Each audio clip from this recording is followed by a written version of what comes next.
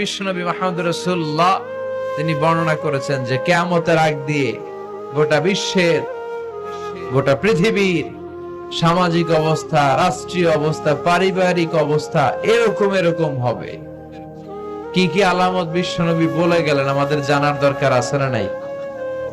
আমরাও কিন্তু অবাক করা কোনো কাণ্ড দেখলে বলে ফেলি এটা কিয়ামতের আলামত। আমরা যদি বেহায়াপনা দেখি, বিশেষ করে ধর্মপ্রাণ মুরব্বী যারা আছে, এরা বেহায়াপনা দেখলে সহ্য করতে পারে না। এরা বলে এগুলো কিয়ামতের আলামত। আছে না নাই? কিয়ামতের আলামত। আমি এরকম দেখেছি যে একটা সন্তান মায়ের পেট থেকে ভূমিষ্ঠ হয়েছে, কিন্তু ওই সন্তানের মাথা দুইটা। তো এগুলো দেখলে আমরা কি বলি? কিয়ামতের আলামত। কিন্তু বিশ্বনবী কিয়ামতের আলামতের ব্যাপারে কি বললেন, আমাদের কি শোনালেন, জানতে মনে চায়? কথা বলেন, শুনতে মনে চায়? আসেন আজকের এই চমৎকার রজনীতে কিয়ামতের আলামতের ব্যাপারে, আলামাতুল কিয়ামা, আশরাতুস সাআহ, আস-সুগরা ওয়াল কুবরা, এগুলো আমরা জানার চেষ্টা করি।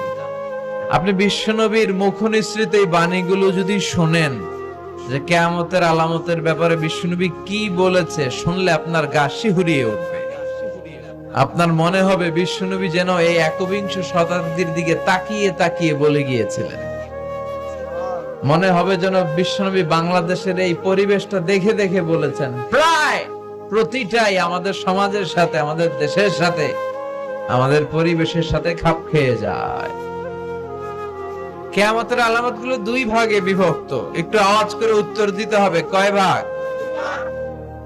একটা ছোট আলামত আর একটা বড় আলামত। চিল্লায় বলেন একটা, আর একটা, আবার বলেন একটা, আর একটা।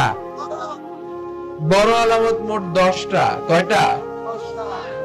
আল্লাহর মেহেরবানি 10টার একটাও প্রকাশ পায় নাই, একটাও প্রকাশ পায় নাই। কিন্তু কিয়ামতের ছোট আলামত গুলো অনেকগুলো আলামত, 30, 40, 35 এরকম হয়ে যাবে।